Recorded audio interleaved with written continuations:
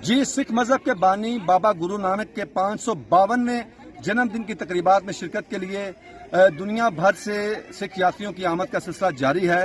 भारत से आज करतारपुर कॉरिडोर में भारतीय पंजाब के जो वज़ीर आला हैं चरणजीत सिंह, उनकी सरबराही में भारतीय पंजाब के जो काबीना के अरकान हैं, उनके वज़रा हैं, आज उनकी आमद अब से थोड़ी देर बाद मतवक्को है यहाँ पर। अब से वो थोड़ी देर बाद यहाँ पर वो तशरीफ़ लाएंगे, जहाँ वो श्री दरबार साहब यहाँ पर जो करतारपुर में है, यहाँ पर वो अपनी मजहबी रसूमात अदा करेंगे।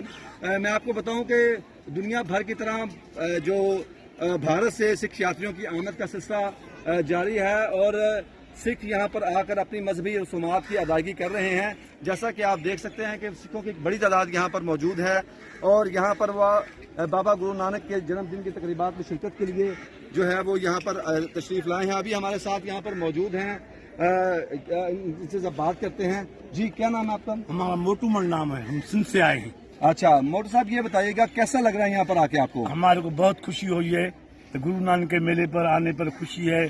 हम दुआ करते हैं अल्लाह ताला को तो इस मुल्क को आबाद रखे, खुशहाल करे। हम इधर खुश हैं, बहुत इंजॉय की है। कैसा लग रहा है? इंतजाम कैसे हैं पाकिस्तान हुकूमत की तरफ से?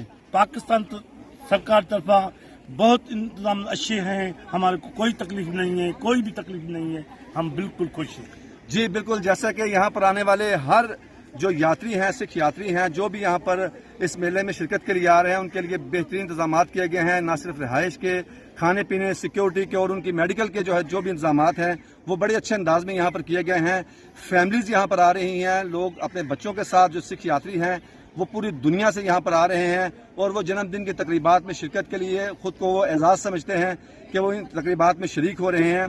और यहाँ पर जो पाकिस्तान की हुकूमत है और उनकी तरफ से जो इंतजाम किए गए हैं सिख यात्री उससे काफ़ी मुतमईन नजर आते हैं।